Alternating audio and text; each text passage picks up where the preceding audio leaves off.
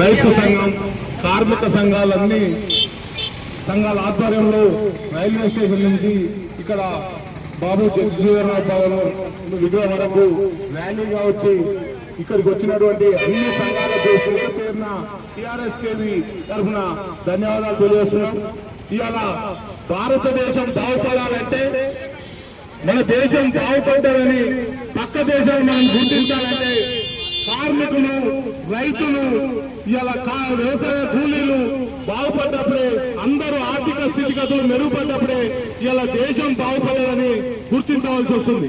కానీ ఇలా ఆదానికో అంబానికో టాటా బిర్లా ఏదో వాళ్ళు ఆర్థికంగా బలపడితే భారతదేశం బలపడ్డది అనే విధంగా ఇలా కేంద్ర ప్రభుత్వాలు చేస్తున్నాయి.